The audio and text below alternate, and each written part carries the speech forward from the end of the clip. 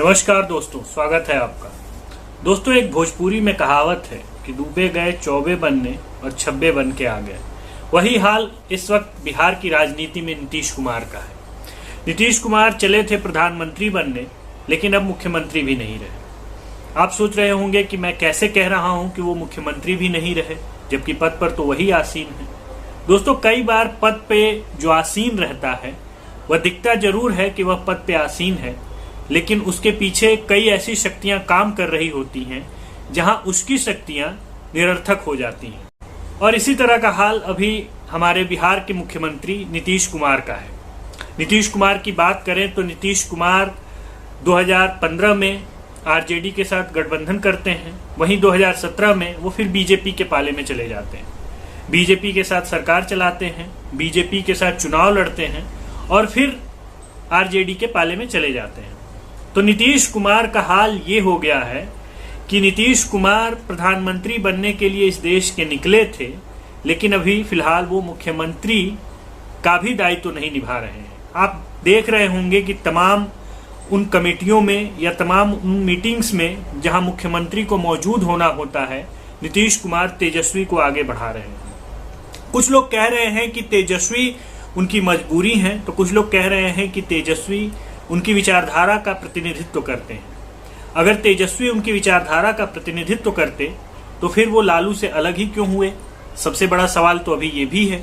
और अगर वो लालू से अलग हुए तो इसका मतलब ये है कि उनकी विचारधारा लालू से अलग थी, उनकी सोच लालू से अलग थी। जानकार और पत्रकार ये मानते हैं और पिछले दिनों कई रिपोर्ट्स इस पर छप भी चुकी हैं कि नीतीश कुमार को किस तरह से प्रधानमंत्री का ख्वाब दिखाया गया और इस ख्वाब के आड़ में उनसे सत्ता छीन ली गई। और जब मैं छीन ली गई कह रहा हूं तो इसका मतलब ये नहीं है कि नीतीश कुमार को मुख्यमंत्री पद से अपदस्थ कर दिया गया है। नीतीश कुमार आज भी मुख्यमंत्री हैं, लेकिन आज सारे फैसले तेजस्वी ले रहे हैं। तेजस्वी बिहार को चला रहे हैं। तेजस्वी के बारे में हम सभी जानते हैं कि जब वो विपक्ष में थे तो चीख चीख करके रोजगार की बात करते थे, मोदी और बीजेपी पे सवाल उठाते थे, जो जायज है।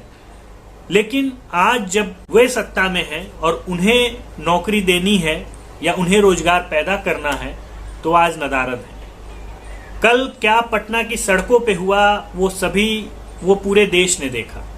सभी मीडिया चैनलों ने उसे कवर किया। तेजस्वी यादव या नीतीश कुमार का कोई बयान आया हो तो जरा बता दीजिए। सवाल ये है कि जो तेजस्वी यादव चीख चीख करके ये कह रहे थे कि अगले 1-2 महीने में, इवन सरकार में आने के बाद वो कह रहे थे कि 1-2 महीने में 10 लाख से ऊपर वैकेंसियां निकाली जाएंगी और सबको नौकरियां दी जाएंगी, वो तेजस्वी यादव अब जो है चुप हैं। आखिर ऐसा क्यों है? क्यों ऐसा है कि अब तेजस्वी यादव उन वादों को पूरा नहीं कर पा रहे हैं? इसका मतलब यह है कि जो उनके द्वारा किए गए वादे थे वो भी खोखले थे और एक तरह से वो राजनीतिक स्टंट था। नीतीश कुमार जिन वादों के साथ बीजेपी में गए, जिन वादों के साथ आरजेडी में फिर वापस आए, वो भी खोखले हैं। आप देख सकते हैं कि इस वक्त जब वो मीडिया से बात करते हैं तो किस तरह से उनके अंदर एक तलखी है, एक छटपटाहट है, एक गुस्सा है। वो आखिर गुस्सा क्यों? यहाँ बताना चाहते हैं कि दरअसल मामला ये है कि नीतीश कुमार जब अलायंस में थे तो उन्हें एक सपना दिखाया गया। उन्हें एक सपना दिखाया गया कि आप देश के प्रधानमंत्री बन सकते हैं और आपके नाम पर विपक्ष एकजुट हो सकता है। नीतीश कुमार को भी लगा कि बात सही है। राजनीतिक महत्वाकांक्षा तो उनमें पहले भी थी और जब इस तरह की बात उनके सामने रखी गई या प्रस्ताव रखा गया तो उन्हें लगा कि यह प्रस्ताव अपने अंतिम समय में जब कह रहा हूं तो इसका मतलब यह है कि उम्र के हिसाब से कह रहा हूं और राजनीति में जो मुकाम उन्हें पाना था, मुख्यमंत्री के तौर पे, केंद्रीय मंत्री के तौर पे, विधायक के तौर पे, सांसद के तौर पे, वो पा चुके हैं। तो आखिरी जो उनकी इच्छा है वो प्रधानमंत्री की है। तो उनको लगा कि क्यों ना हम इस रेस में दौड़ते हैं, देखते हैं कि क्या होगा। लेकिन उन्हें नहीं पता था कि जो तेजस्वी यादव उन्हें रेस में दौड़ाने के लिए उनका कंधा थपथपा रहे हैं, उनकी पीठ थपथपा रहे हैं, वही तेजस्वी यादव जैसे ही वो दौड़ना शुरू करेंगे, सबसे पहली लंगी बिहार के लोग जानते होंगे कि लंगी क्या कहते हैं। तो सबसे पहला काम जो गिराने का था वो तेजस्वी यादव का ही था। तेजस्वी यादव ने प्रशासन पे अपनी पकड़ मजबूत। तेजस्वी यादव ये समझ रहे थे कि ये सही वक्त है जब चाचा को उन्हीं के पैतरों से मात दिया जा सकता है, और भतीजे ने ऐसा मात दिया कि चाचा अभी चारों खाने चित्त नजर आ रहे हैं। पर शायद नीतीश कुमार को इतिहास से सीख लेनी चाहिए। वो इमरजेंसी में आंदोलन करते हुए जेल गए थे और इमरजेंसी में विरोध करते हुए राजनीति में उनका पदार्पण हुआ था। उन्हें सीख लेनी चाहिए कि इमरजेंसी के बाद जिस तरह से 77 में मुरारजी भाई की सरकार आती है, और उसमें क्या हुआ।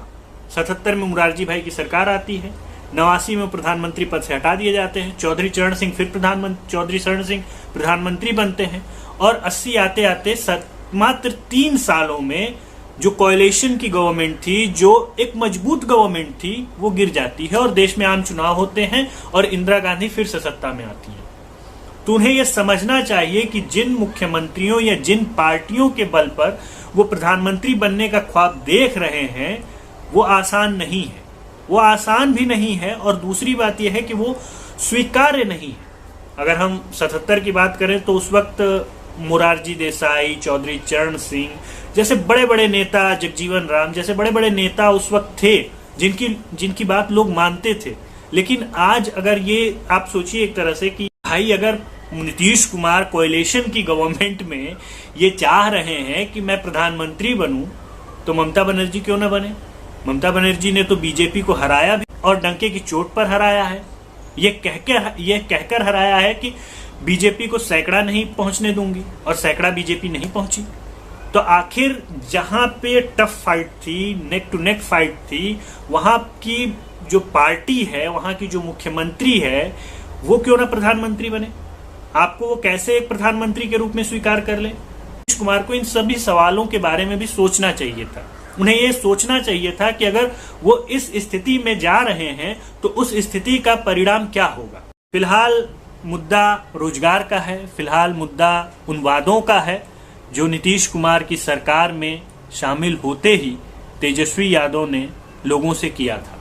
आज लोग उनसे पूछ रहे हैं कि भाई साहब 10 लाख छोड़िए, 1 लाख नौकरियां कहाँ हैं, 2 लाख ही दे दीजिए, 3 लाख ही दे दीजिए, 50,000 ही दे दीजिए, कुछ तो दे दीजिए माई बाप। और अगर नहीं दे रहे हैं तो कम से कम बेरहम छात्रों पे लाठी तो न चलवाइए।